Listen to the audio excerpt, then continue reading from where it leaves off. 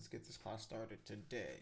All right, so today we're gonna try to introduce a lot of you guys to ZBrush. If you guys are familiar with it, this might be just like a refresher course for you guys. I'm gonna try to go through the software relatively quick, just because there are a lot of tutorials that I've put out there that ZBrush has put out as well that will kind of help fill in some of the gaps of what I don't show you guys today. I'm going to go through a lot of broad strokes, try to go through the interface, the tools, maybe even work on a simple character if we have the time to do so. All right. So, we'll work on moving, rotating, scaling, that sort of thing. If this is something that you know how to do already, this might just be a refresher course for you, but if you don't, well, this is us jumping right into it. All right. So before we do start all of that, we've got quite a bit of housekeeping to kind of take care of. So I'm going to start with that. The housekeeping I'm talking about is the ZBrush. I wanted to make sure that everybody had a copy of ZBrush, and if you didn't, I wanted just to quickly run through the process for getting ZBrush. All right, let me go.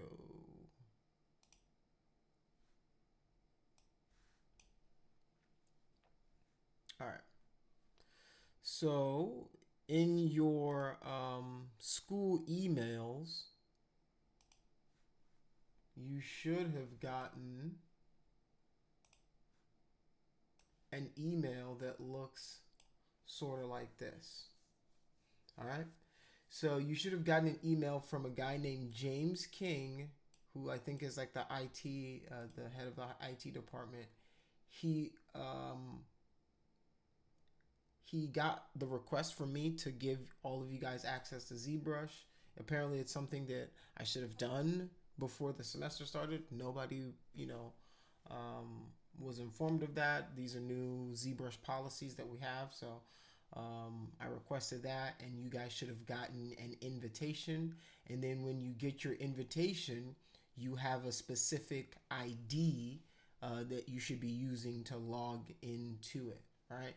So that's like your school email and ID or whatever. So whenever you get that, you'll download Maxon, the app. And whenever you go to ZBrush, it will allow you, right? Like you sign into ZBrush using your school account, like I've done right here.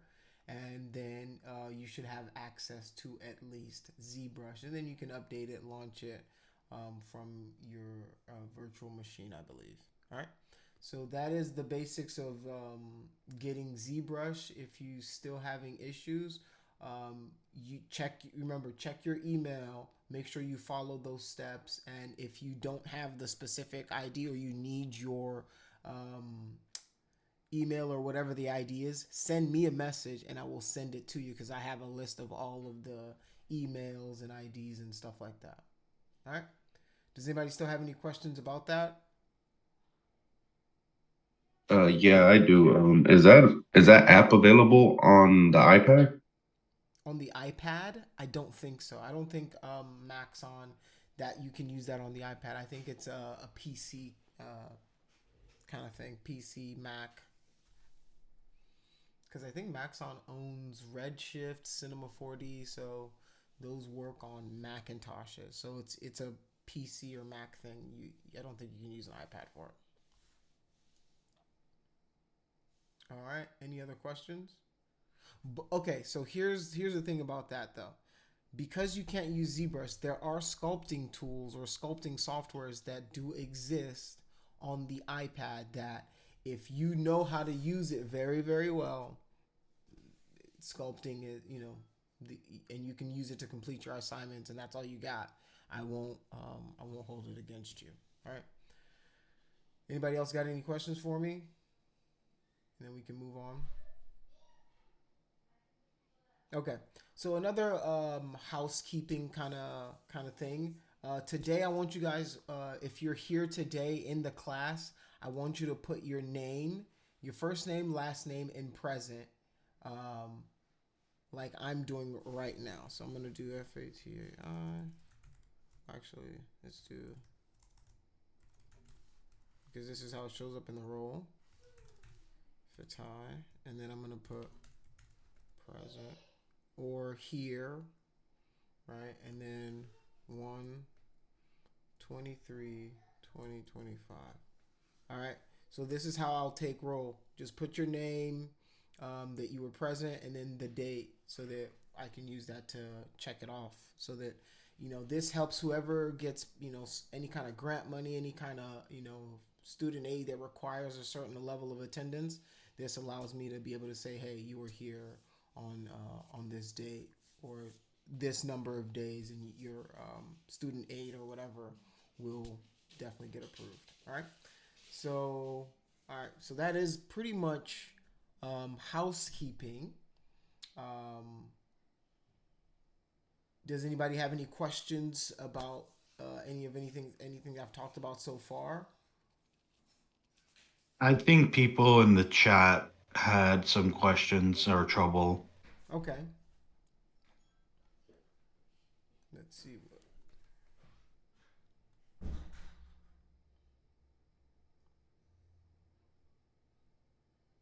It will be like in the meeting room where the bubble is. The meeting room where? The quotation bubble, you know, the room we're in, it has a quotation bubble next to it.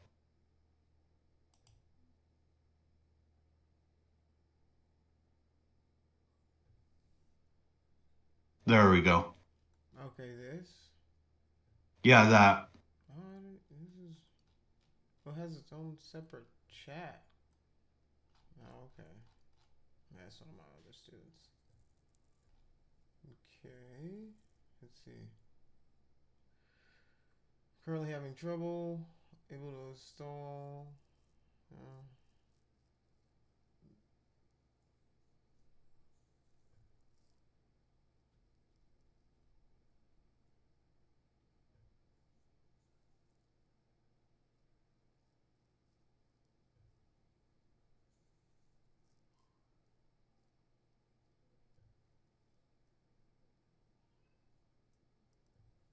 okay. So the question is, do we only need to attend either Monday or Thursday for attendance purposes? It's not just for attendance purposes, it's for the lectures, which I'll be posting. But yes, attendance is part of while you're attending class. I mean, for the most part. Let's see what else. If I don't know if it's on iPad, but if it is, can somebody please verify, so that that would be very helpful if um, I Z. did, but it's the free version. Okay, it's on Z. If it's on iPad, that could be helpful.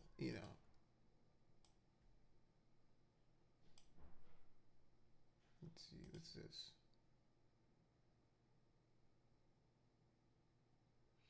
Okay, whoever this is, Kim. Um, Send me your name, and then I will send you the email and stuff that you're supposed to be using for it.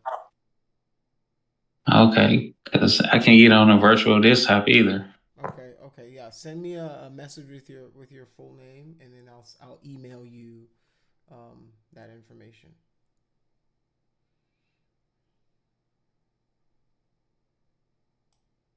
You got an email saying you did not attend from who? Oh, no. Okay, that's like okay. After every class, I'm gonna send everybody a recap of the class, regardless of if you were here or not. Right? It's gonna say, in case you missed it. It's essentially like saying, hey, if you missed it or did miss it, here's what we went over in class, so that you guys, whenever the quiz comes or test comes, you can go back and look at the notes that I've sent you guys on, essentially what we did that day in class. So you always know what we did, what we worked on. No, it's not like saying you're absent from class. It's just a recap of what we did in that class today. No. So sorry if that was hard to understand. Apologies then. All right. Anybody else got any questions?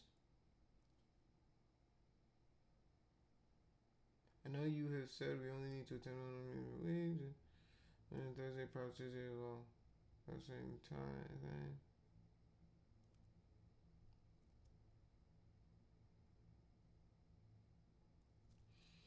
Well, you only need to attend the meetings if you're, if you have the opportunity to. I'm going to be recording them, so you're responsible for watching the content and completing the assignments. But it's you're an adult. You don't have to show up for the physical class, but you are responsible for the information in the class. And if you have any questions, well, the best time to ask them is when I am available to you. All right. So that's why class is kind of, it's nice to be here so you can, get live feedback. All right. All right. Well, let's move on to the class itself. All right. Let's see. All right. Can you guys see me now? You guys see me? Yeah. You guys can see me? All right. What I'm holding up, you guys probably know it if you've used ZBrush before or sculpted or done graphic design. This is a pen tablet, right? And I use it a lot of the times to do a lot of my sculpts, if not most of my sculpts. It is, I'm going to say it's possible to use the keyboard and mouse to do your sculpt. It's very possible, but it is not the most fun experience. It's not the most intuitive experience. For the most intuitive experience you're gonna have for what you're trying to do, you're gonna want to either rent one from the school, which I know they do. They do rent out Wacom tablets, or Wacom is a brand. Pen tablets. They rent out pen tablets. I don't know if it's Wacom. They rent out pen tablets to students, and they're getting cheaper now online. This one was like $70. This is like my travel one, but yeah, definitely grab one of these to use for your assignments, sculpting. If you absolutely have to, you can get your hand on a tablet. The mouse and keyboard will work too. It'll work. It'll take you a little longer because you're not as fluid, you're not moving it, and it doesn't feel as intuitive, but you can do the work. All right. Another thing that you guys are going to start having to keep is a sketchbook. Sketchbooks for this class are important because what you're learning is how to sculpt different parts of the body, different pieces and how they connect together. And I believe that if you can draw it, you can sculpt it. So if you understand, how to draw it, how the shapes fit together, how the eye socket fits, how the eye fits into the eye socket, right? The bridge of the nose connects, right? The distance between the ear and the nose. If you learn all of those things and you put them in sketchbooks and you practice these things, it will make you a much, much, much better sculptor. I promise you.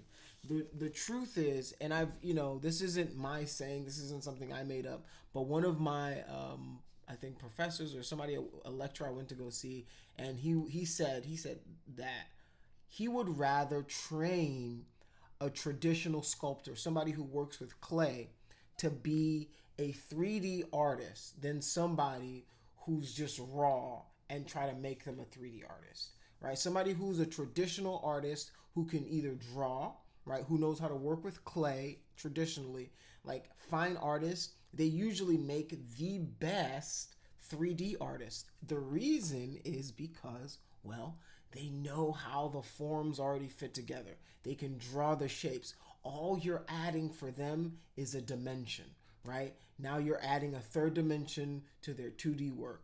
And for them, They already know how it fits together. So their work always looks a little better because, well, they already understand the basic principles. The only way you're going to understand the basic principles is if you keep a sketchbook and you put, this is actually my acting and moving sketchbook. This is like my OG back in the day sketchbook from when I was in school. And study, right? Like this is what you got to do. You got to study proportion, weight distribution, contrast, all sorts of different things like that. So keep a sketchbook. All right. Another thing is I want you guys to start keeping like a resource folder on your computers. I don't know if it's going to keep it in a desktop or something. To keep references of anatomy, things like that help you in your studies. All right. And whenever you're sculpting, right, try to keep a book on anatomy around, right? I have a few different books. This one's animation. But, this is just, you can go to anywhere. You can find them on Amazon, a couple bucks. You'll get one of these. And it's just for a good reference guide for different parts of the body, right? Because like I said before, you think you know the back of your hand. Like you think, there's a saying, you know it like you know the back of your hand. If you look at your hand and I told you to draw it, you would get it wrong without looking at it, right? You have to study. You have to have reference for everything you do. And the reason I make that analogy is something is as personal to you as your own hand. You couldn't draw it perfectly if I asked you to. And that's your own hand. So for me to ask you to draw, a figure from, memory, that would be kind of ridiculous. So here's another one that I have. This is called Anatomy for Artists. It's a pretty cool book. And it just has, anatomy for artists. So whenever I'm working on something and I'm struggling with it, right, I go to reference, right? Like the mark of, doing this work is you can't be afraid to using reference isn't cheating, right? You need to do it to the best and to nail it as soon as you can. And the way you're going to do that is you guys practice the forms, practice the simple shapes, practice how they fit together, right? And the easiest way that I can teach you how to do that is to draw it. And there's a lot of good teachers, good artists out there that have very good and simple ways of breaking it down. There's a guy that comes to mind. His name is Glenn Vilppu. And I will suggest you guys kind of try to watch some of his stuff and kind of follow along with like his drawing, because he does a lot of figure drawing and stuff like that. But he has a really, really good way of explaining anatomy for artists so that you can start to think of it in this way, and it'll help you like knock it out whenever you're trying to do it. It's really helped me out whenever I'm trying to do something. Is like I'll use one of the techniques on how he draws, the shape of the mouth, or how he does the eyes. Till today, the way I draw eyes or design eyes or sculpt eyes is the way Glenn Vilppu kind of structured it out, and it helps me think of it like that. So learning the structure, learning how things works is very important to understanding 3D sculpting and character sculpting and things like that, right? Because then you learn the forms, the anatomy, and different things like that. All right. So that's the basics of what I wanted to kind of show you guys. Like that's my show and tell for today. Wacom tablet, right? Remember that Wacom tablet. Rent it or get one on Amazon. Super cheap. Bamboo makes a good one. They're usually a little more on the expensive side, but they're getting super affordable nowadays. You just want one with a pen that connects and has good sensitivity, right? That you can use to draw. All right. And then an anatomy book, and then keep a sketchbook, right? You gotta, and the thing about sketchbooks is if you guys are serious about this, right? This is how serious you should take your sketchbook everywhere. Literally everywhere. When I was in college, when I was in school, you could not find me without my sketchbook. The reason is there's inspiration everywhere. You're going out to the supermarket, you're going out to the movies, you're going out for a walk, you're going out to the park, you're going out. There's inspiration everywhere. You can go out to the mall, people watch and draw, right? These things will help you become and stay a better artist, right? The thing is, there are some wonderkins out there, right? There are people who are just naturally talented, but drawing, sculpting, things like that, these are things you can learn and train yourself to be better at, right? That's what people don't tell you. Is like the best guys, yeah, they train, they practice over and over. It's like a basketball player. You didn't just wake up and, there are some savants out there, but you've got to practice this stuff. And if whatever you practice, right, I promise you, whatever you put your time into, whatever you put your effort into, you'll reap the rewards. Trust me. If you put your hands into drawing hands all day, I guarantee you're not going to suck at drawing hands. You might suck at drawing feet, but you're not going to suck at drawing hands. So that's my little, never give up rant for today. All right. So let us dive into let's dive into ZBrush. I had a question. All right, yeah, go ahead. For your course, is there like a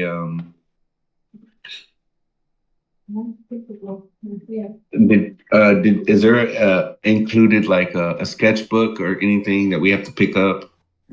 Oh, no. I'm just saying like this on your own. And your sketchbook can be digital, right? You don't have to have a physical sketchbook. You can have it on your phone, right? These days, Right. you can, a digital sketchbook works just as well, right? If you can find some paper, glue it together, make yourself a sketchbook. This is just for people who are serious about getting better at this. These are the things that the guys who do to get better at it. These are the things that they do. These are the steps that they take. They draw all the time, right? They're always learning. They're always studying surfaces, material, how the body connects to each other, transitioning from muscle groups, No, transitioning from bones, and things like that. So no, I got you there. No, I'm talking about like the learning material that some courses give you, like in the yeah, the only like thing in you guys art. should get is ZBrush. Like the only thing that That's this fine. class requires is ZBrush. And if you need a Wacom tablet, you can rent it out from the school. No, I have one. I just I You do? was Okay, cool. I just wondering if I could use it on my iPad because I'm trying to get used to using the iPad with the Apple Pencil. Oh, okay, that's cool. Those are His that's nice. Okay, so here's ZBrush. Not open Lightbox yet. So from left to right, we've got our alpha brush, the color, document, the draw panel, dynamics, edit, file, layer, light, student. Marco, markers, materials, movie, picker, references, preferences, render, stencil, stroke, texture, tools, transform, Z plugins. The app half class can't even get the damn app. So, what was that? Oh, okay, my bad. Here we go. Let me get back to this. So, with ZBrush in your alpha tab, right? This refers to these black and white images that you can bring in to ZBrush. You can use these for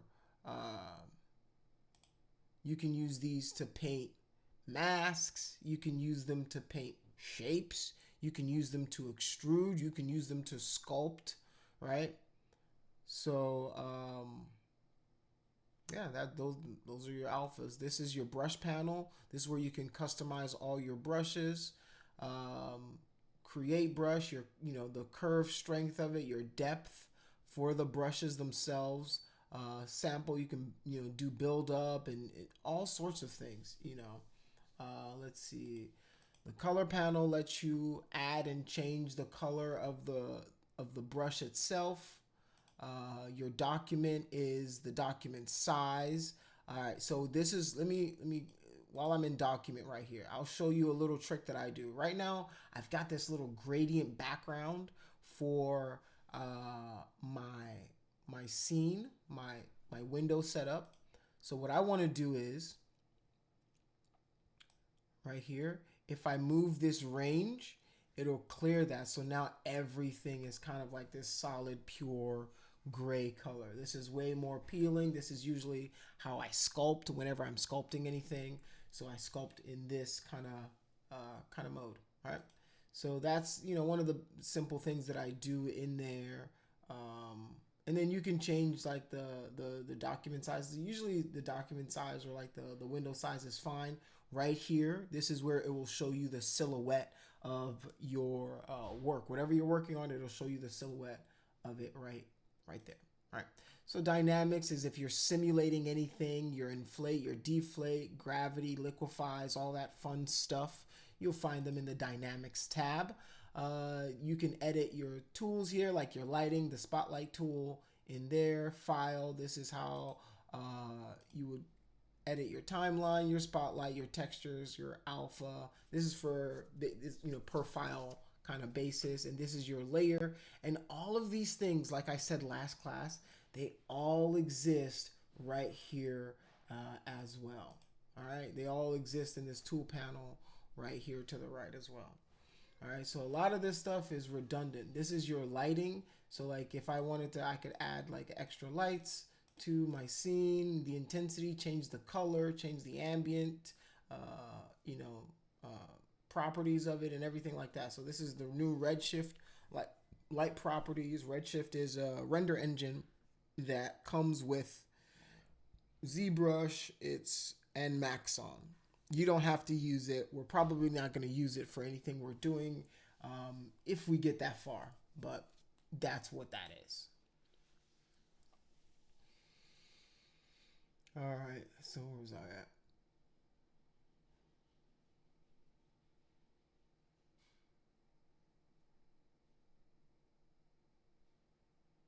Oh yeah, light. You can change the background, the light cap, create your own light caps, which is pretty cool. Okay, these are macros. These are like shortcuts or hotkeys or whatever. You can create a new macro. You can create whatever you want to create to do whatever you wanted to do in the program. Let's see, markers. I really use markers. You guys aren't going to use it in this class either. Materials. This is pretty cool. You can change your material here, make it flat, change the properties, go through, right? Check out some of these materials and how they work.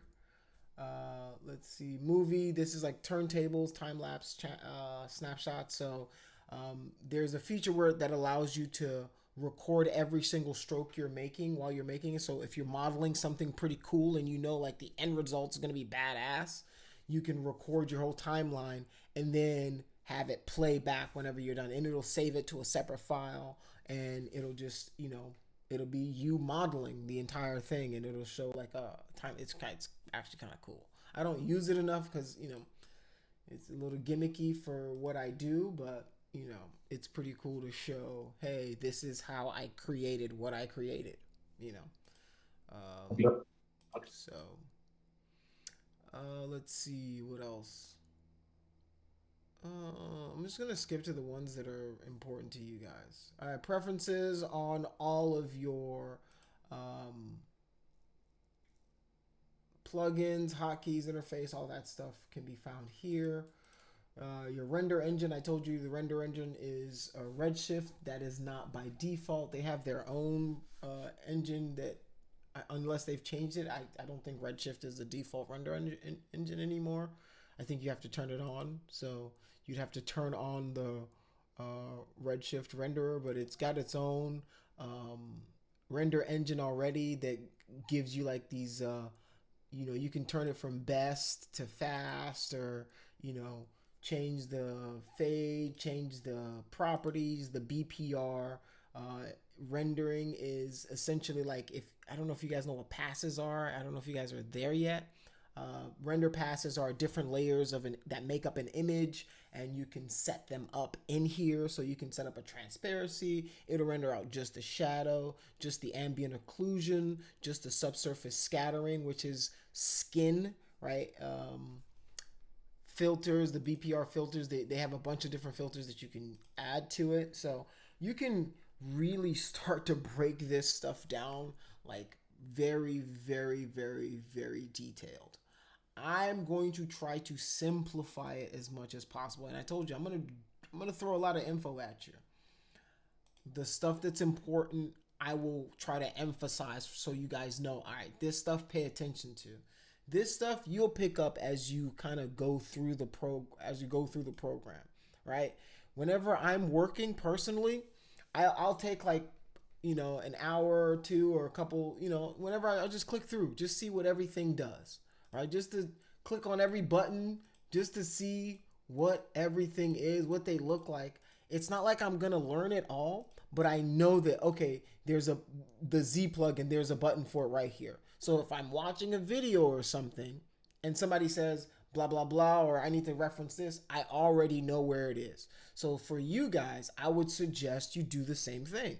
Open up ZBrush. For those who are already familiar with where everything is, you don't have to do this. But for those who are brand new to ZBrush and you want to kind of dive in and feel more comfortable, I go through, click everything, break everything, right? If you can just start clicking stuff, start breaking stuff, start seeing how things work, open up the texture tab, see what the texture looks like, start painting a texture on this, like mess it up. You know what I'm saying? Like, this isn't a job yet. You should want to mess stuff up because you have the opportunity to. And the faster you can get to that mess up, the faster you can get to getting the right answers, right? And I want you guys to know now, like I said before, I don't expect you guys to be Michelangelo, Da Vinci. I just expect you guys to try, right? I just expect you guys to give it an effort and be like, all right, I might not be perfect at it, but if he says to sculpt this hand, I sculpted the hand. This is what it looks like. I won't judge you on it. I'll judge you on if you nail what you're trying to go for. But I will never say, oh, this looks like shit, because people try. Like, as long as you try, I will always give you the benefit of the doubt. All right. So that, that's pretty much the top. The Z, you should know about these. So this is your transform tab, your tools tab. You can load and save projects here. Your Z plugins. So these get added over time. The Z plugins are things that artists like you, me, and everybody else, we create.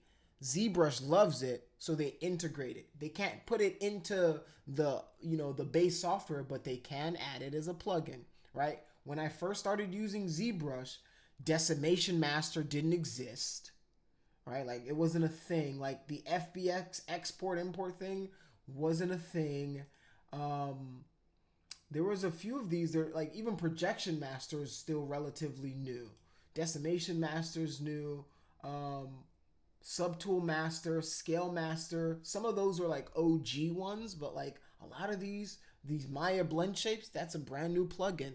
So people augment the software. ZBrush likes the augment, and then they'll do and they'll put it in there. So that is part of it. So Z scripts are scripts that you can find online. If you write your own scripts, you can load it through here. People make some pretty cool scripts for it. There's some hair scripts. There's some, just some pretty cool stuff out there. And then this is the help button for you, go to the Z Classroom or Z Live or ZBrush Central, and there's some pretty awesome stuff out there. There's some pretty awesome artists. You guys go check out their stuff if you want to either be really, really inspired or really, really sad. I don't know. You pick which one you choose, but I choose to be inspired because, there's some of these artists that you're like, what? That is just fantastic. Like, the amount of detail and, what they've put into it. It's just time. You know what I'm saying? What I've realized is if you have enough time, you can make anything look freaking awesome. So Yeah, that is the basics of ZBrush so far. Let's see what else. All right, well, since that is the basics, I want to show you guys how to create just basic shapes to start sculpting from. All right.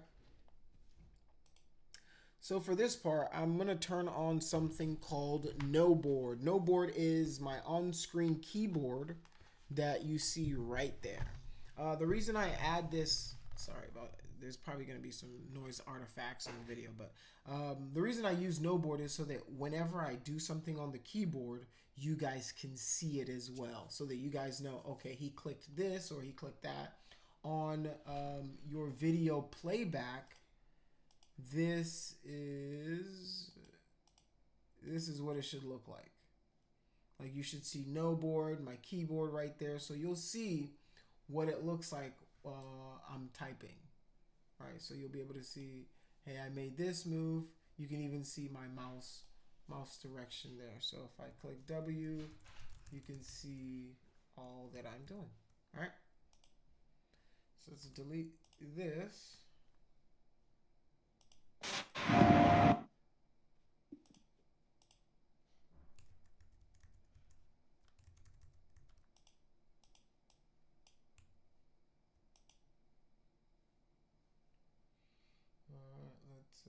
Let's make it 3D.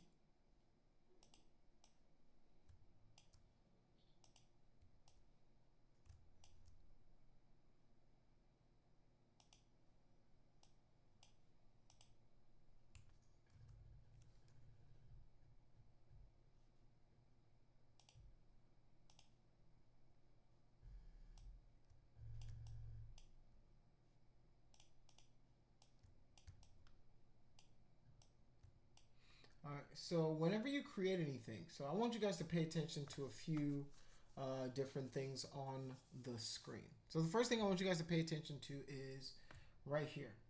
If you look right here, you can see that this shows you the orientation of my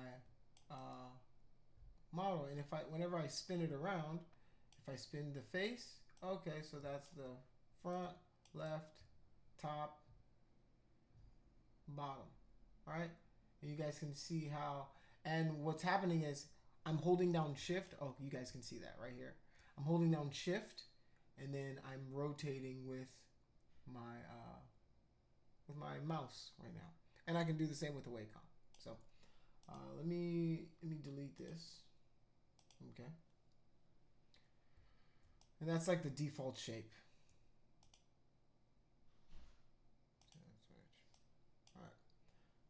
So,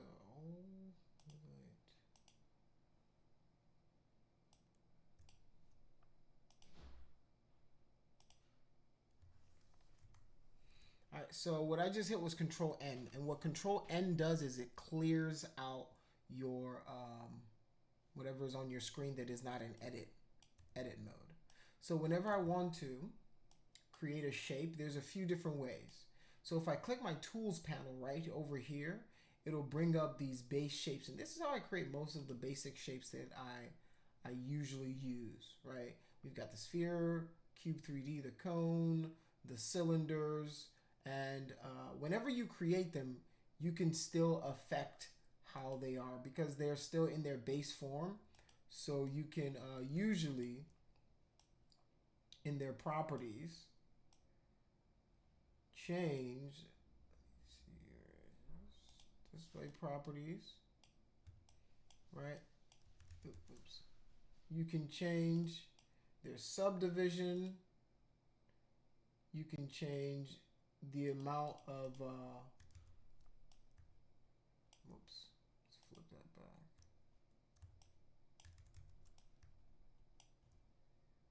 Let's edit.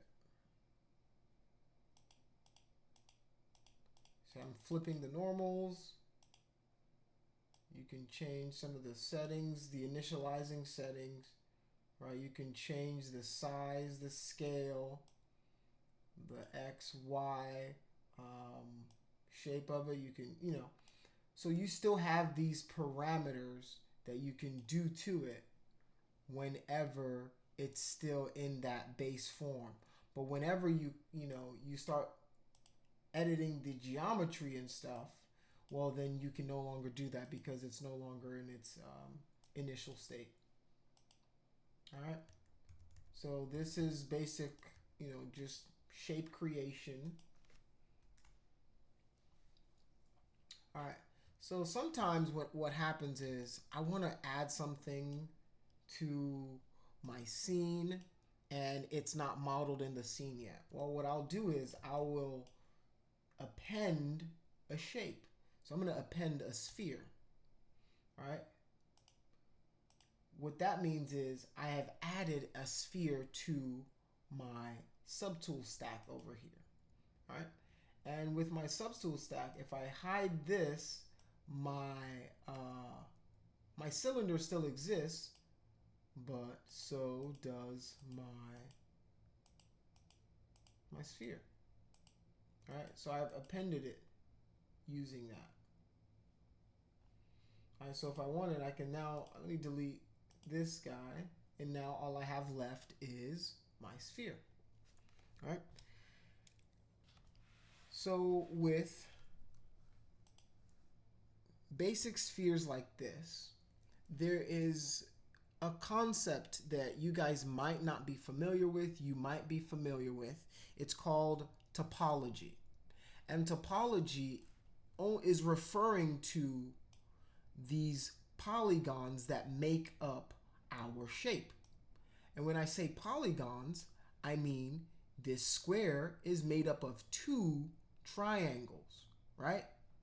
This square is made up of two tris. So when people say tris, they're talking about the triangles that make up our models. When they say quads, they're talking about 1, 2, 3, 4 sides.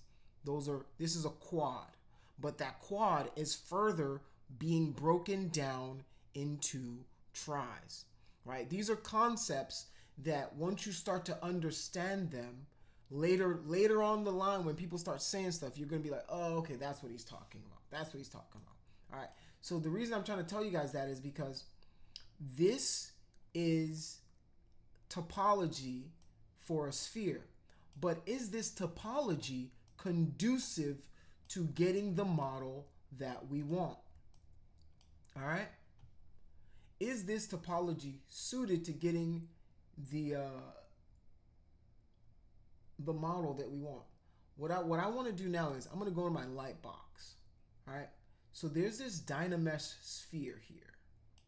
No. I'm going to open this Dynamesh sphere so that you guys can see what I'm talking about. Let's remove the floor, and then I'm going to open up the shape. All right, the geometry, the polygons of the shape. And as you guys can see, it's got definitely a different topology than that sphere that I just created, right?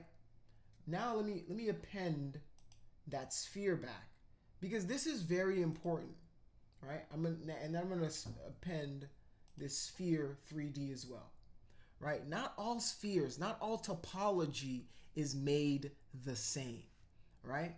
And the reason this is important is depending on the outcome of what you're working on is how you should approach your topology. And these days, a lot of students think, oh, topology doesn't matter anymore. You know, you can just throw a billion trillion things and the computer will just compute it. Well, to a certain extent, that is true, but you still have to be cognizant of the limitations of whatever the outcome of whatever you're trying to do is. So if I'm working on something for a TV show, well, this kind of topology might work. Whoops. Let's turn off the symmetry mode. I'm gonna move this out of here. Let's move this one out of here. All right. So as you guys can see, let's zoom into this one right here. So this one it looks like it's been Z-remeshed. It's got tris, quads, it's got n-gon, it's got a star right there, right? If we go to our poly sphere 3D or polysphere, you can see that though it looks much cleaner, right? This looks like a much cleaner kind of topology. I would still prefer this topology over this topology. The reason is this topology, as you can see, it's leading me to a pole. It's leading me to a kind of a north pole, kind of a north star kind of thing. And what I have when I get to this center is, they call this a high valence point. The reason it's a high valence point is because it's the point where all of these edges, all of these lines, they meet here. So what happens when you're trying to sculpt on something like this is you can start to run into a lot of issues. I'll show you what I'm talking about. All right, let's turn off our smooth, and then let's just start sculpting on our where's my Z intensity? I'm gonna add Z add here, right? As you can see, when I'm trying to sculpt something basic, it's following that topology, right? The topology of it determines how it's going to deform whenever I start sculpting on it. All right? But if I go here, right? I haven't even touched the third one yet. I just want to show you guys. But if I go here,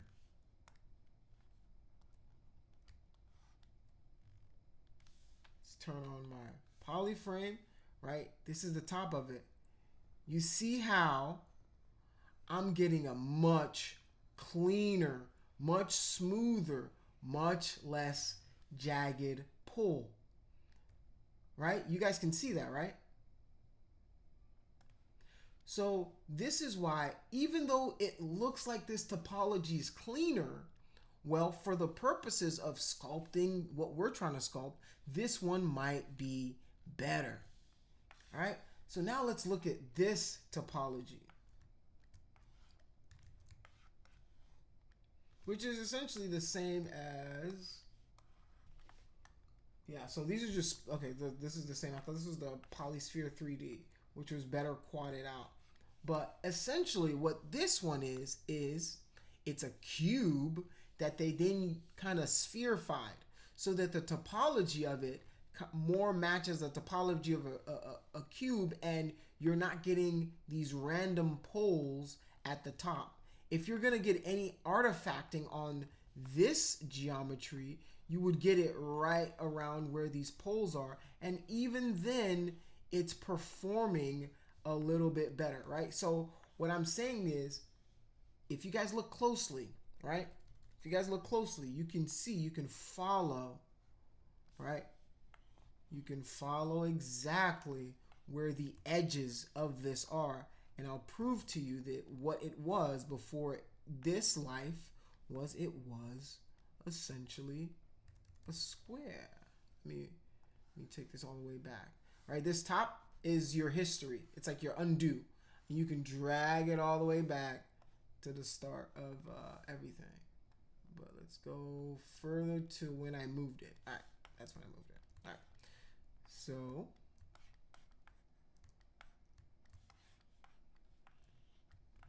all right, if I want to, I can solo this guy. All right, so let me prove to you guys that this used to be a former square.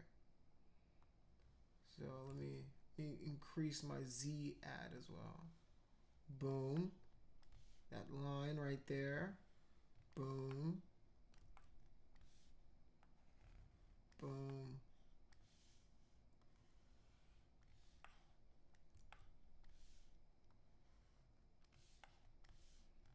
All right, so what they did was they took a cube and they essentially blew it up like a balloon. So now you're getting the topology of a cube for a sphere, which makes for quite a bit you know, it's just a little better for modeling. You're not going to get those crazy poles that you're getting in there. And this is for any software you use. All right. BFA.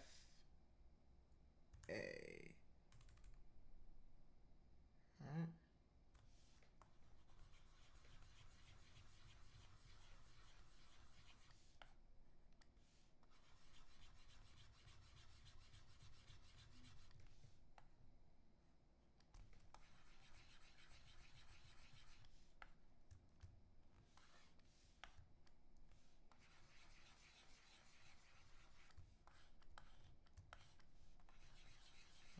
So essentially, this is what they did. They just took a cube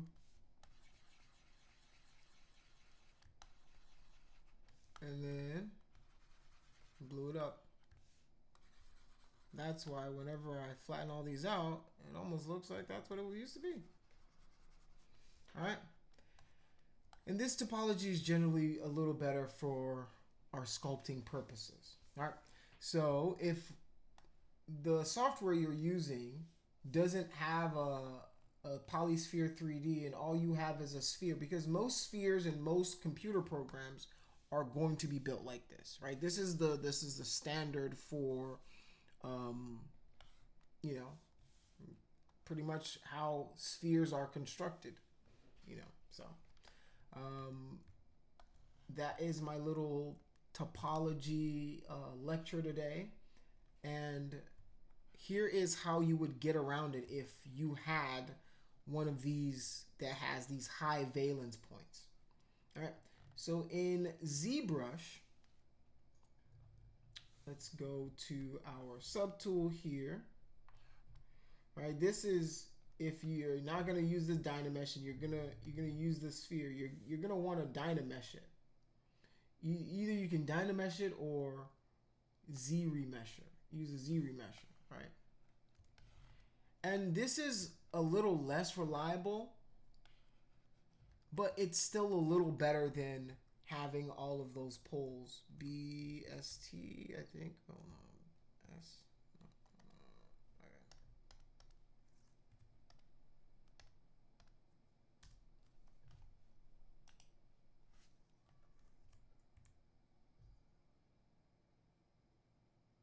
Yeah, so I hit. All right. So let me reduce this intensity. So when you get this, it's not bad, but I'm telling you that it's not bad. It's not bad. You're just not getting as even a distribution of your quads. All right. So maybe, let's see, let's return back to our poles. Let's see what Dynamesh does to it. Let's do a Dynamesh. I didn't even change anything on it. So yeah, so Dynamesh isn't bad, right? It got rid of our poles, right? Because those poles, I'm telling you, when you're sculpting something and you use that sphere the wrong way, it can really because you're fighting against the geometry. And that's the last thing you want to do, is fighting against the tool you're using, you know? So, yeah. Dynamesh it if you have to start sculpting. So, let me show you how to move, rotate, and scale. All right. So, as you guys can see, this button right here is your wireframe mode. All right. Wireframe mode only refers to the mode where you can see the structure of whatever your model is, if you didn't know what that meant. All right. So now we've got our shape here. To move it, I'm going to go over to this move tool. You can also hit W on the keyboard for move, E for scale, R for rotate, and then Q for your draw pointer, right? And I like to keep a lot of these.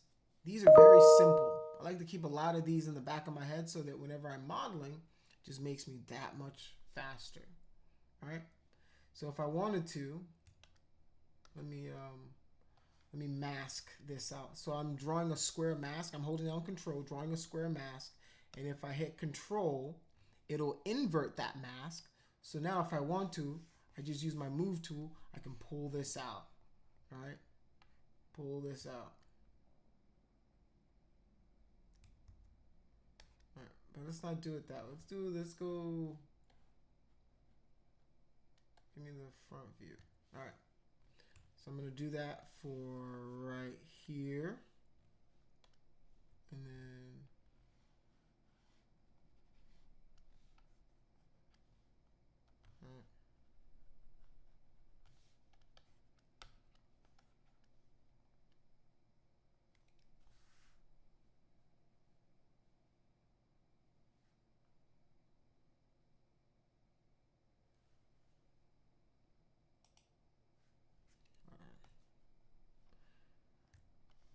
thought it crashed for a second. All right, so that's the Move tool. If I wanted to, I can then, it's the same tool, right?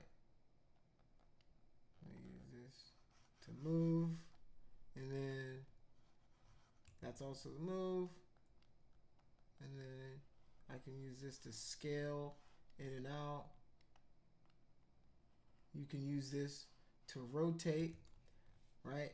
It's all the same tool, but if you want to switch from one to the other, right, you can switch. Even though it's all the same, you know, back in the day it used to be a different gizmo, but today it's the same gizmo that does the same thing. So if you want to rotate the thing, you can rotate it there, you know. So that is the Move, Rotate, and Scale tool. All right, let's see what else is left. We've gone through the interface. We've gone over Move, Scale, Rotate, loading primitives, rotating, zooming, and panning. All right, so let me show you how to rotate. Zoom in and pan. So let's do draw, Control. If I draw the mask out like that, Control drag out, it removes my mask. So if I hit Alt and then click, left click, drag, I can zoom in and out. If I just click, left click, I can rotate my model. Another way to do it is if I want to go up here, I can grab this little guy, and if I hold down Shift, he rotates. Let me show you to make sure that you guys see what I'm talking about. Boom. Right, and I'm holding down Shift, and what that does is it snaps it to that angle.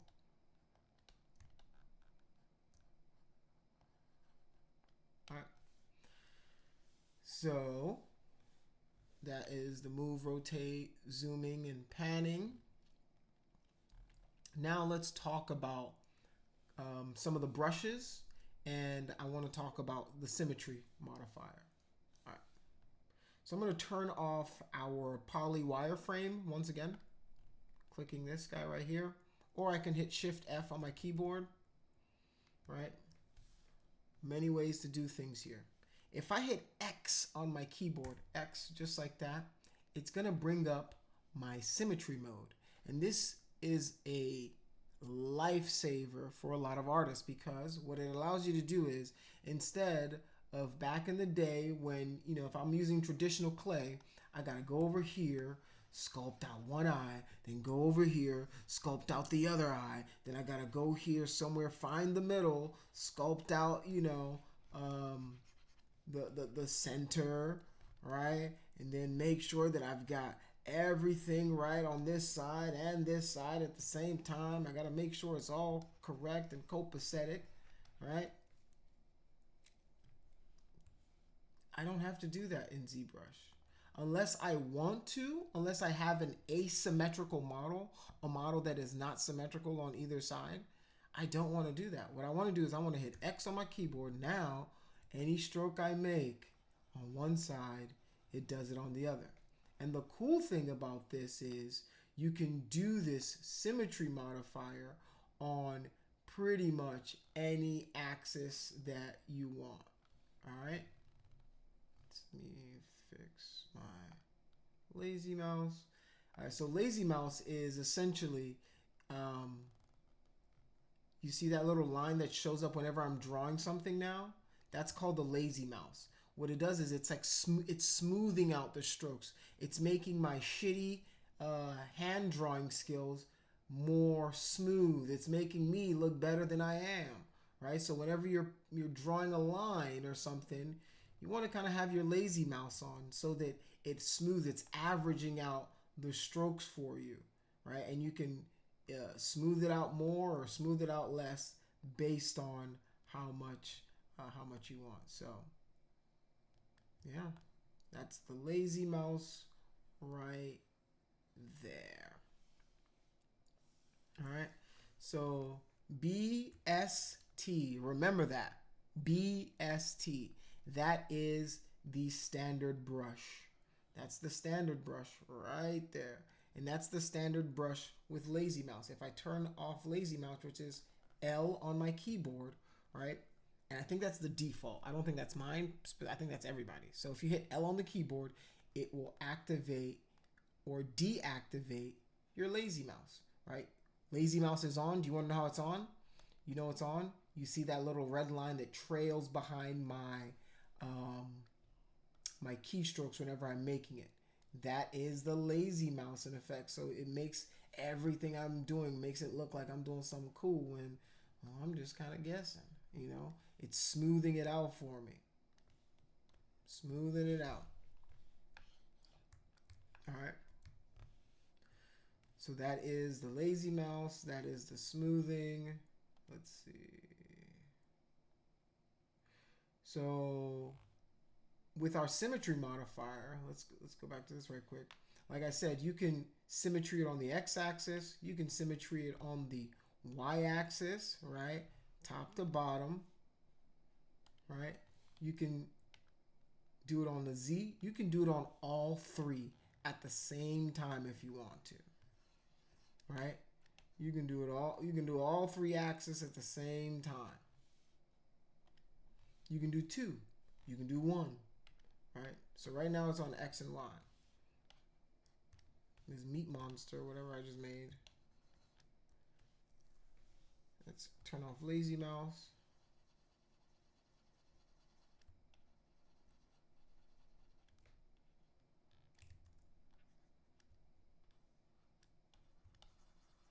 Looks gross. All right. Yes, I'm using the pen tablet right now. Definitely am. Using the pen tablet and, yeah, this guy.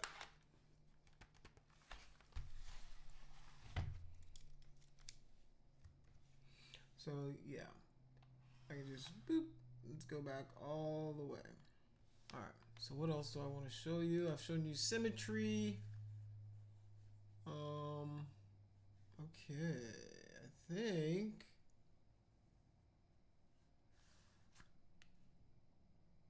Let me show you just a quick, you know, a quick sculpt. Let's see.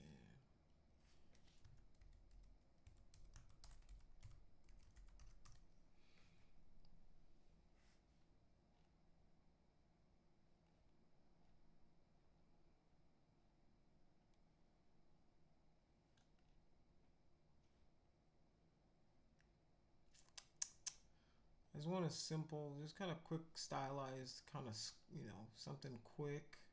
I want to draw inspiration from stuff that is kind of cartoony. So I found something I think I like.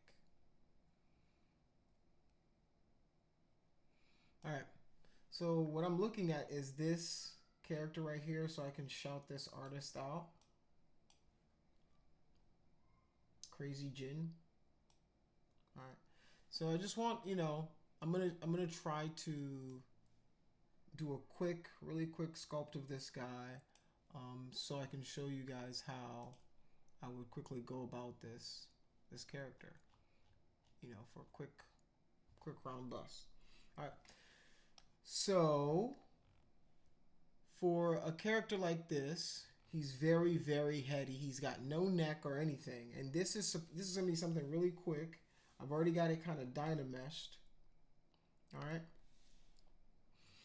So the first thing I'm gonna do is I'm gonna go BMV, which is my move tool. This tool does a lot of heavy lifting, right? A lot of heavy lifting for me. So I'm gonna start. Yeah, that's fine.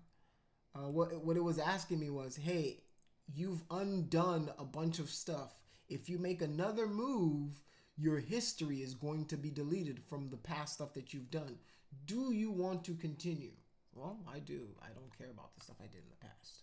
We're moving on to the future, so I hit yes. So now let's turn this guy face forward, Alt, zoom in, right? And then I'm just gonna use my move tool here to do some really big movements. All right, our guy's kind of like that, and I'm gonna, you know, start turning him around. He's got, there you go.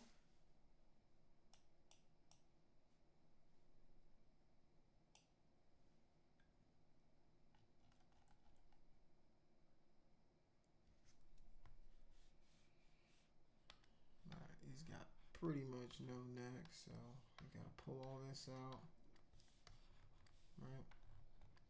And you notice that I didn't immediately go into like trying to make his eyebrows or something, you know, like you want to focus on form, large shapes first.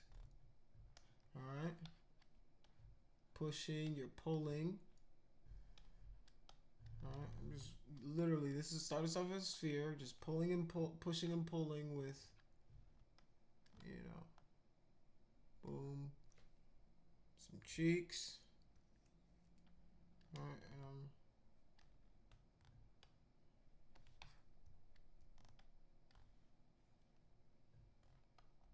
okay, let's move this back a little bit. All right.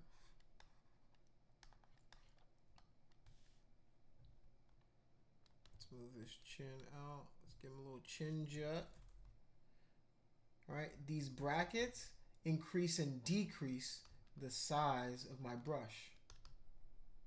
All right, so I'm just gonna decrease it a little bit. All right, he's got a sort of a jawline, not a real jawline, but he's got some. So now, all right, as you guys can see, all I'm doing is using my move tool to push and pull, right? And I'm not going any further in subdividing or anything until I've gotten to that next step for me. All right. So shift, smooth it out. Shift smooths it out, and then I can go back, pull out a little bit more. All right. So now, kind of got a decent base for my head. All right, so I want to kind of create his shoulders, but what I'm going to do is, let me use my geometry, actually go to my subtools, and then what I'm going to do is I'm going to append cylinder 3D. Boom, where you at? And then show my head at the same time.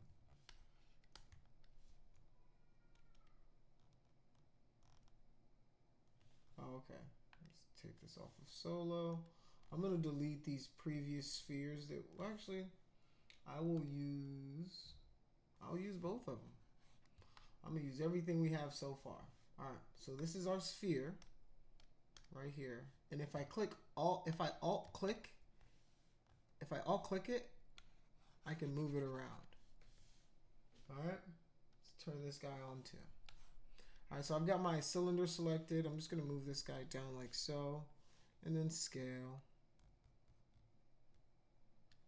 All right, jam it back in here. He's really got no neck. So I'm just gonna, there you go. All right, I'm gonna do the same over here. I alt clicked it. Now that I've alt clicked it, now it's now an active, now actively something I can move, and now I can scale. All right, I can scale this box that I was working with into our guy's his body. And I'm gonna use this sphere for something else. Is this the crappy sphere? Oh no, it's a good sphere. Yeah, it's a good sphere. All right, good sphere. You stay right there. All right. So with this guy, let's move this guy a little bit more over, like so. Actually, let's put him right there. Let's move him, boom, and then boom. All right, because you really don't see his all right, just like that. All right, boom. Now I'm gonna hit draw. If I hit X on my keyboard, it allows me to do my symmetry. So I'm gonna do BST, which is my standard brush. I'm just start smoothing this guy out. Smoothing my little block out. All right, BMV, that's the move tool. All right, now I can just grab, shift to smooth, right? Grab, shift, smooth, all right?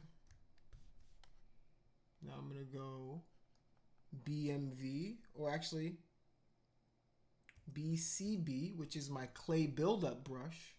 And I'm gonna just kind of, well, that's a lot of buildup.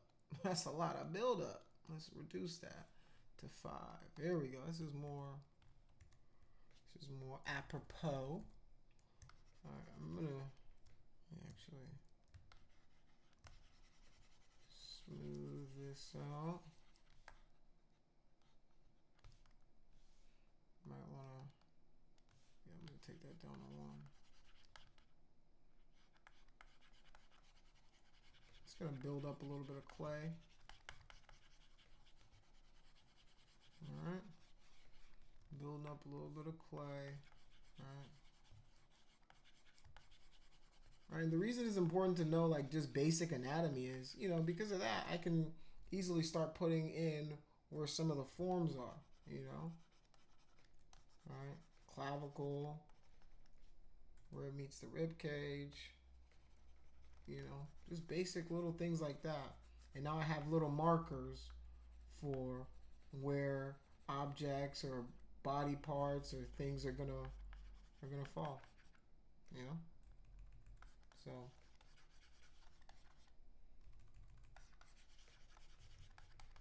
smooth it out a little bit more. All right, let's go X and then BMV to move, and then we're just gonna move these guys.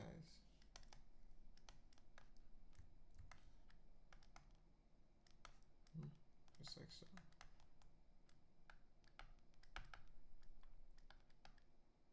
All right. And as we know, his neck kind of forms into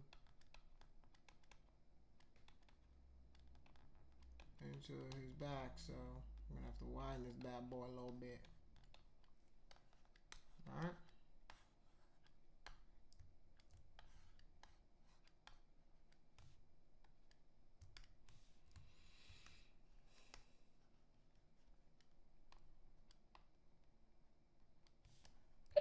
Having all 3 of those tools together, does that mesh them together like they're connected together now, or is there a way There is to a connect? way. Yeah, there's a way to connect them. You can add them all to the same Z tool. I can merge them down, all right, so that they'll all be the same one.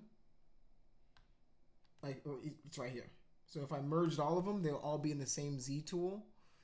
and then I can sculpt them like that, but I don't want to do that right now. So, you know, let's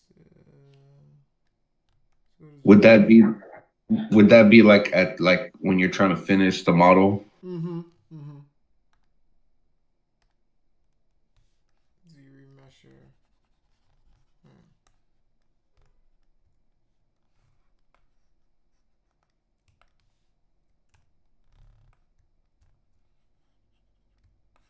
All right, so here's something. Let's now start putting in some of the markers for the facial features. So I'm gonna alt click on the head again, and then let's just start. Let's go BCB. That's my clay buildup tool, and then I'm just going to alt. Let's go alt click. And this is me doing it without reference, right? Next class, I'm going to show you how to bring in reference and then use reference to sculpt your characters. Okay. Let's bring.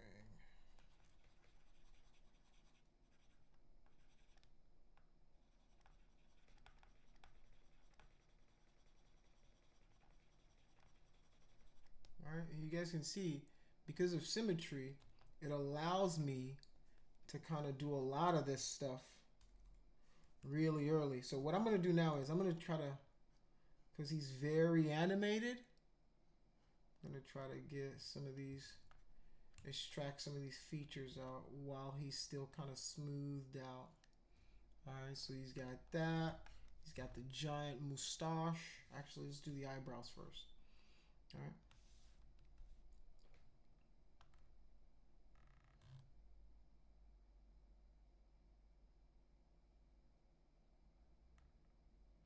Okay, so in my subtool here, I can extract that as a mesh. All right, that's fine. Actually, let's reduce. I want to reduce the smoothing a little bit to maybe 2. Let's do 1.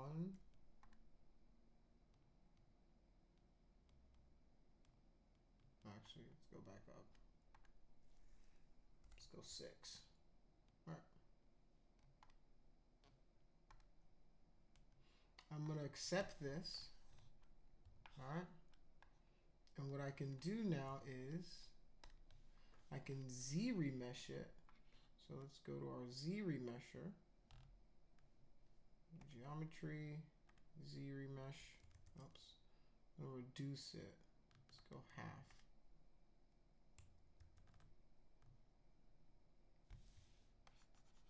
Smooth it out a little bit. Oops. Reduce the intensity of my smooth. I'm just going to smooth this out a little bit.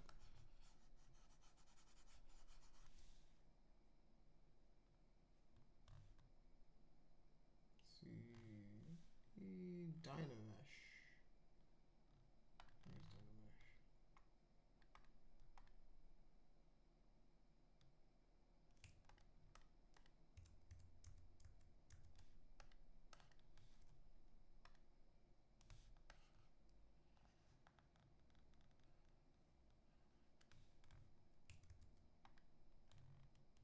Okay, I want to reduce it quite a bit. So let's Z-remesh. Here we go. All right, it's a little better. And then, all right, shift, smooth it out. Now I'm going to use the move tool, BMV. Just kind of move this guy out.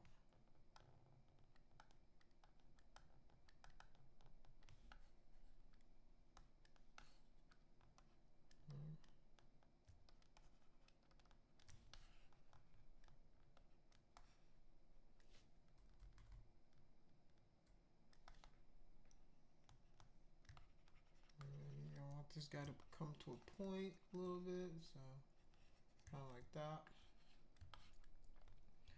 Go back to this guy. Now let's extract the mustache. All right. Actually, his nose is more of like a kind of like a pug nose a little bit. As you guys can see, I'm just kind of roughing this stuff out.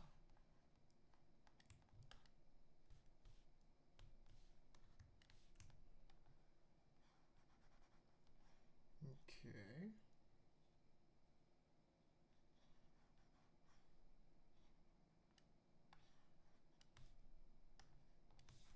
Let me extract this guy. Let's go.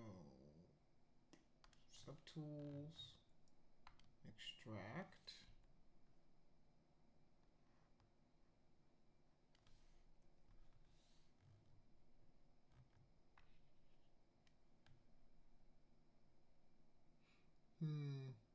The thickness is fine. Let me do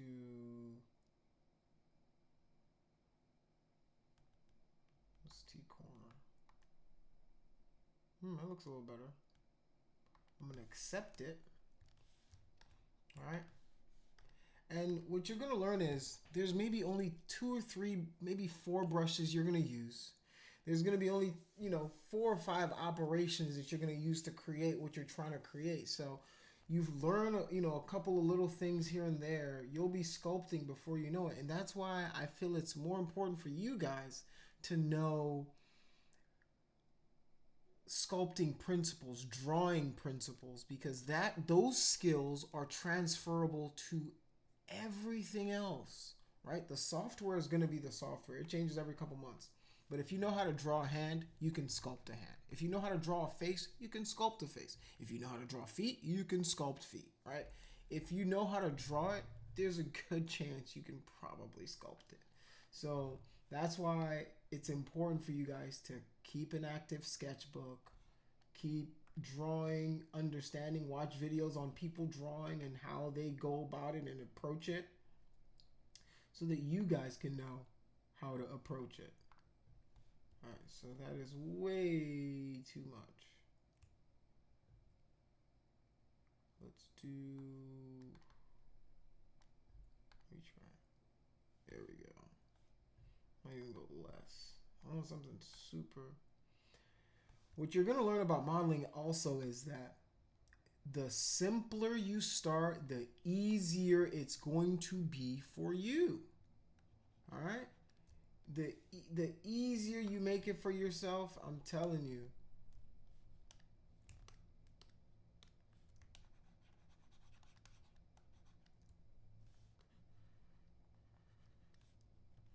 BCP. Let's increase our intensity.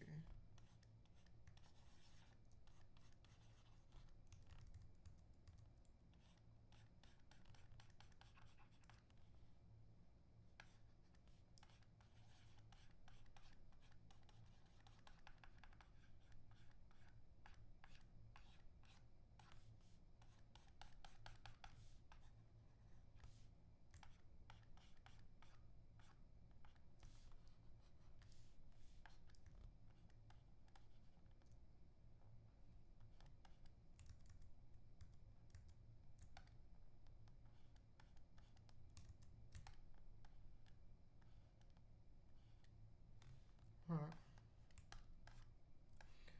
right, and I always, like I said, I take it as far as it can go before I kind of call it. All right, so now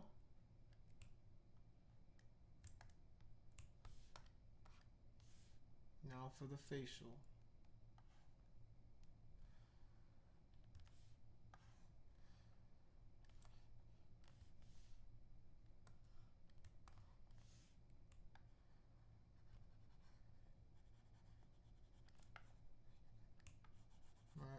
And there's a lot of methods, right, to the madness. There's a lot of different ways to create hair, right? Because like this isn't even using like fibers, right? Let me give my man a nice lineup. Let me line him up nice.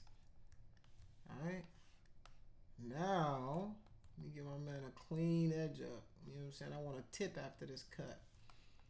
Let me get this guy looking sharp. Got him. Alright. That's gonna be about 1250, bruh. Let me let's extract this. Yeah. Let's go.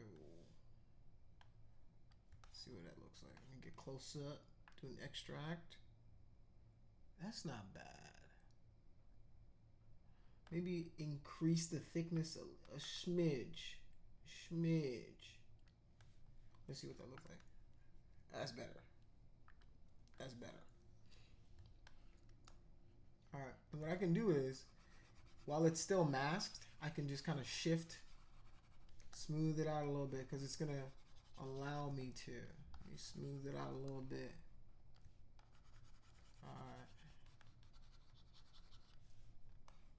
So now if I hit control, there we go. Boom. There we go. I'm going to actually do the move tool. BMV is the move tool. BMV is stupid computer. Alright. And then now I'm just going to, because he's got like kind of like a point at the end right there. Alright, and this is loose reference. I'm not using him to like, I'm not modeling it one for one. I'm just kind of using him as kind of loose reference for a character to show you how quick you guys can start to, you know, get up and running in this thing. He's got kind of like a little, there you go. There you go. See, this is why you always got to rotate the model, because you don't know how it's looking on the other side. You know, you got to rotate it, make sure it's looking right. Alright. I'm pulling these down. And remember, the reason it's doing this is it looks like it's attached to it is because I still have it masked. If I hit control, if I click control and I click outside of it, you guys can still see that I have that mask activated. So don't think that your model is going to do that if you don't have that mask still activated. Alright? And to add and remove a mask, all you're doing is control and you can paint your mask on. Alright? Control, and if you want to remove it, control and alt. It'll erase the mask. Alright? So now I'm going to go back to BCB, which is my clay buildup tool. Alright? And then I'm just going to build up a little bit of clay. And this will probably be the last little piece I do. Alright? Let me reduce this size and then reduce the intensity as well. Alright. And now what I can do is control, boom, and then I'm going to go Dynamesh it again, just so I have a little better geo.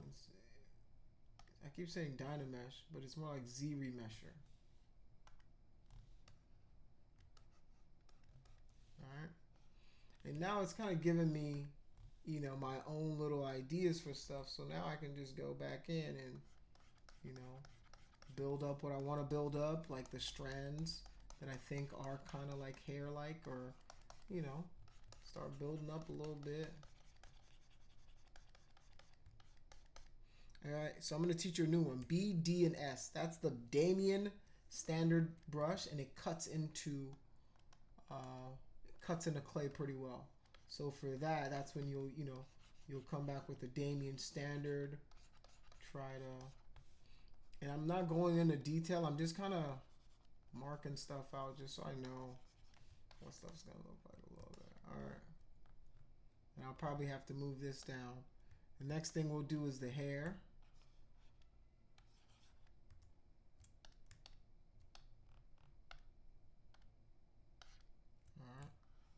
So for the hair, let me go to my alpha, my brush. So right now I've got that. Let's do, let's do a spray. Let's do a spray. Let's do a spray for my man's fit, my man's cut. All right. He's got the man bun going, so let's go here. Boom, like so.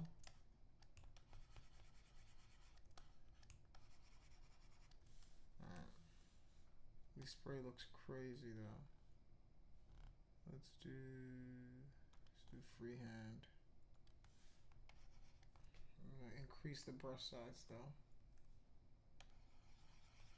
There we go. I just don't want any splotchies when I'm trying to do my thing. All right.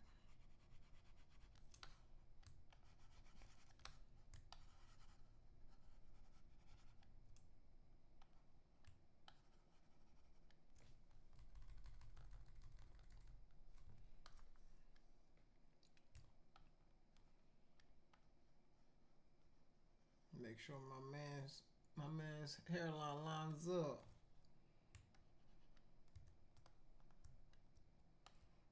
All right.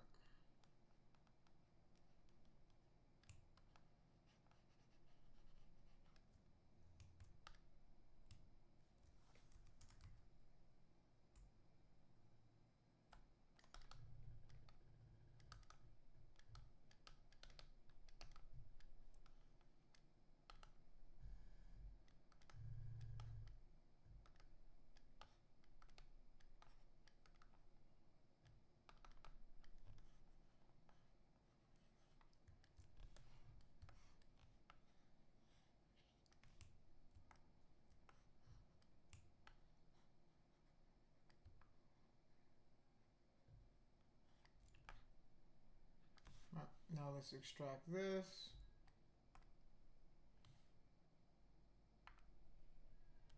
Give him a little helmet head.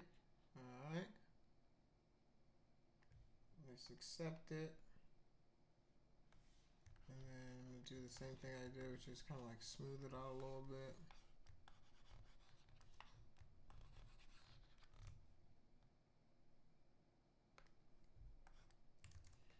BCB.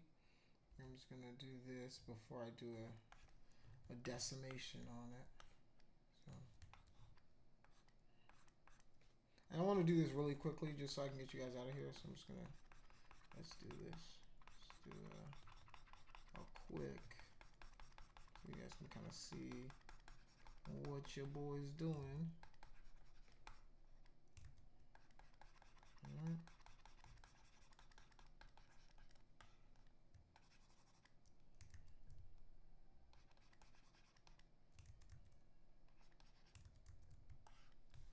And then geometry, ZBrush this bad boy.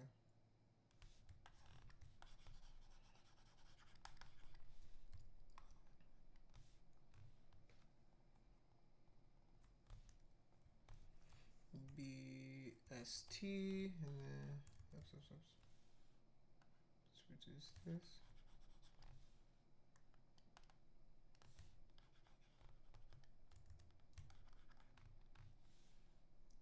But still too much. Maybe 4.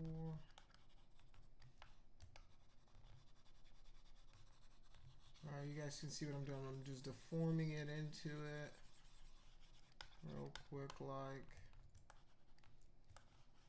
shift to smooth, BMV. Boom. Right.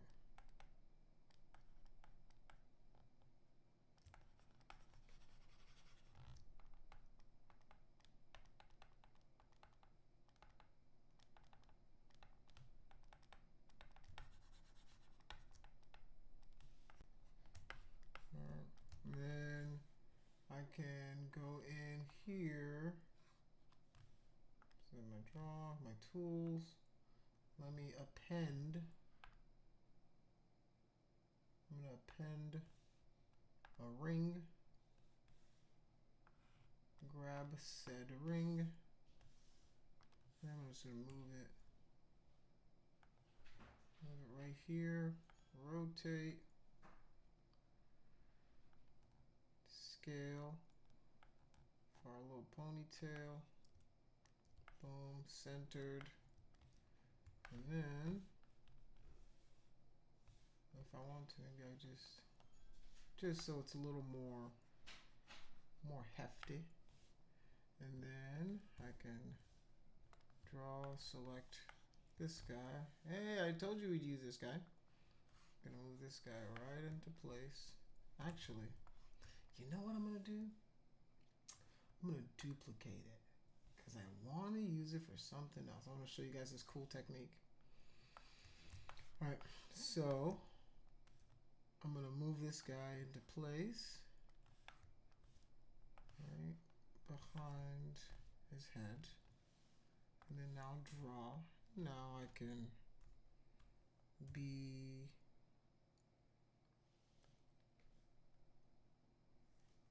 CB, and then now kind of his hair kind of looks like this and like this. All right. So let's go BMV. Just gonna move this guy into place.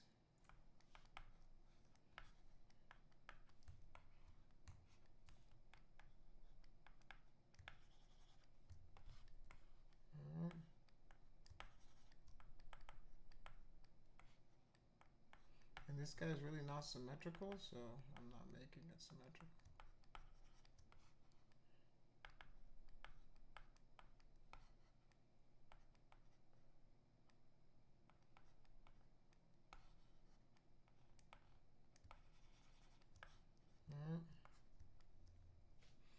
BCB.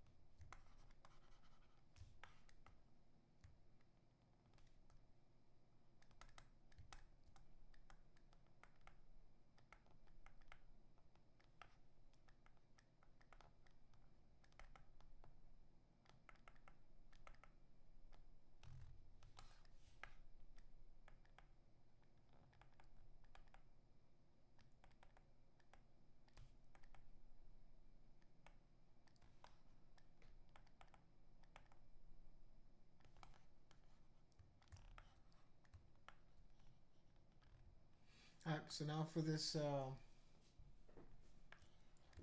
the blocking of this guy, there's a few things that are missing. So let's do one. We're gonna do the same thing that I did. I'm gonna duplicate this. And I'm just gonna move this guy over to create ourselves an ear.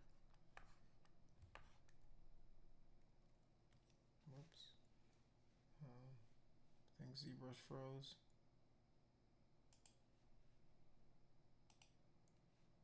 There it is.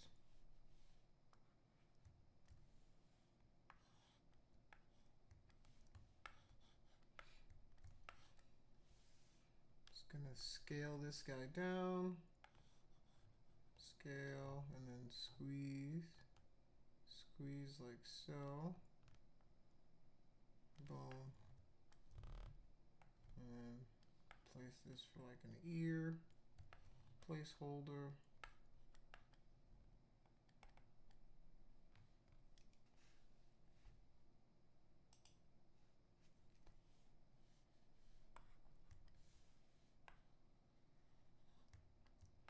And then I'm going to do the same thing for the eye. Now, let's Move this guy over here.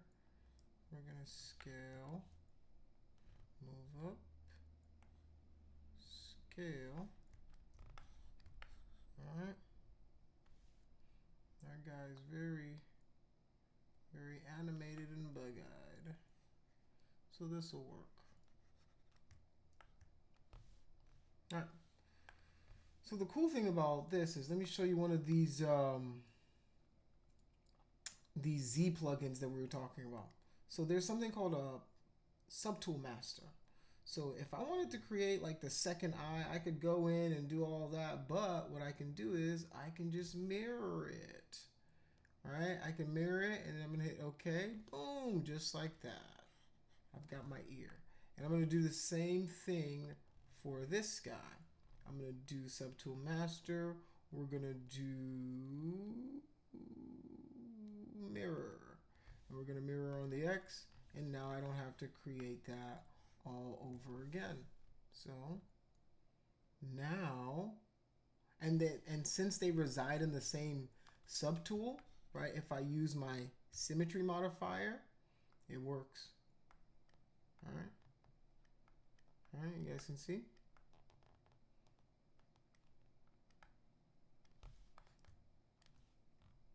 All right, and that is going to be it for today's class so far. Next class, we will pick up on this guy again and try to kind of knock it out. All right. Oh man, this class kind of went a little longer than I expected, but this is, you know, just kind of getting you guys started, trying to show you guys the basics, and we will continue with this guy in a little, and then some, next class. All right. Anybody have any questions for me before I let you guys go?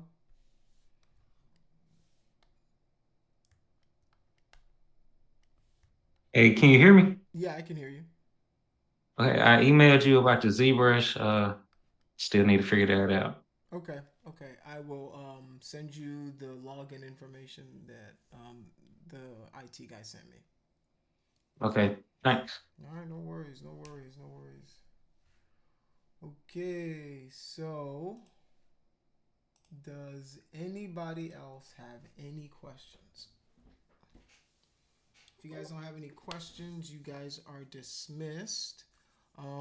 Your assignment is essentially get your ZBrush working. I think there should be like maybe modeling some basic shapes or something like that. I don't think it's anything too complex.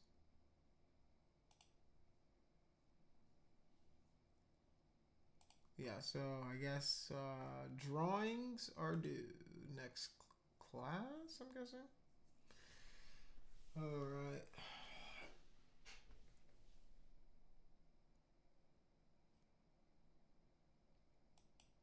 Let me see.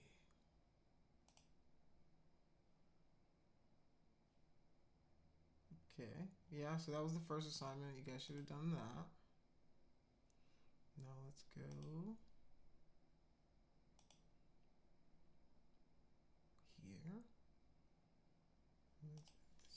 Let's see what you guys got